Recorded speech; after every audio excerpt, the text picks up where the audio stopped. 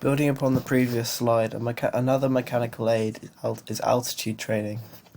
which uses a similar process to hypoxic tents through increasing subjects'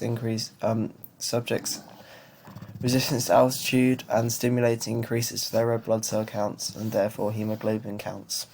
which, as previously stated, are responsible for the transportation of oxygen molecules around the body, increasing the efficiency and capacity of oxygen transportation around the body. These adaptations occur from high altitude training, which refers to when an athlete will travel to an area of high altitude, typically in mountainous areas, to subject and train their bodies to reduced oxygen saturation. Typically, when people staying and training for 3 to 6 weeks, which similarly to hypoxic tents will lead the subject's body to adapt to better suit the environment, to better utilise the limited supply of oxygen. However, unlike hypoxic tents, the subjects will be constantly exposed to the conditions of high altitude as they will be living there. A greater change will occur to the athlete's body, as their body must cope under the strain of reduced oxygen saturation 24/7. Unlike hypoxic tents, where the subject rarely spends more than a couple of hours at a time within the hypoxic tent, resulting in greater increases to red blood cells counts and hemoglobin counts, which will lead to great improvements in sporting performance. Increased hemoglobin levels allow the body to transport greater volumes of oxygen quicker around the body, providing a stronger oxygen supply to the working muscles, which will allow them to sustain aerobic activity for longer periods of time, as the raised oxygen supply will prevent the body from falling into an oxygen deficiency as quickly, allowing them to maintain aerobic glycolysis, which is the most efficient energy system as it does not provide any fatiguing byproducts, unlike the anaerobic energy system, which the body is forced to use when it goes into an oxygen deficiency, which produces the fatiguing byproduct lactic acid, which as it builds leads to muscular cramps and fatigue. Therefore, altitude training is particularly useful ergogenic aid for endurance athletes, which rely heavily upon maintaining aerobic activity, as they must sustain exercise for extended periods of time. Therefore, the aerobic system is the energy system which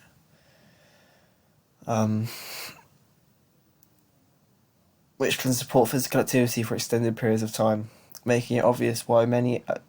elite endurance athletes utilise altitude training to better their performance,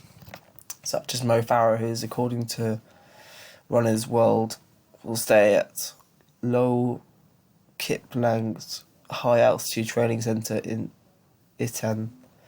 a small town atop the Rift Valley and about 5 hours drive north of Niboru. Is one of the key training hubs in Kenya. It sits at roughly 8,000 feet of altitude,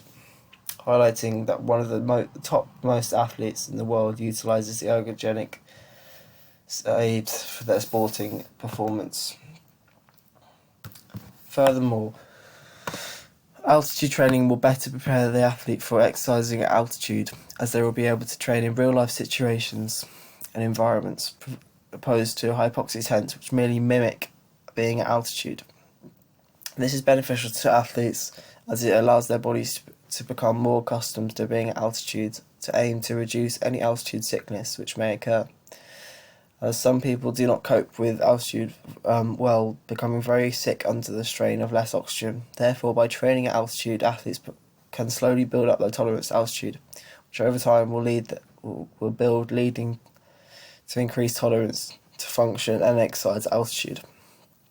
In addition, another benefit altitude training has over hypoxic tents is the ability to train under realistic situations,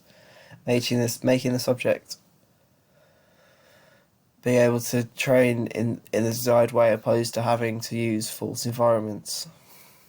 For example, a running track cannot fit into a hypoxic tent, therefore the runner must train on a treadmill, due to the limited space, whereas altitude training there is no space limitations, so the athlete can train on full-size facilities and still benefit from the resistance of the altitude,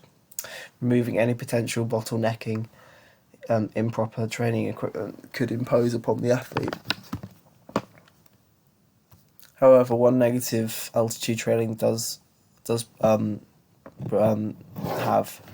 is the price point. Altitude training is an extremely expensive training aid, dependent on where the athlete chooses to travel to,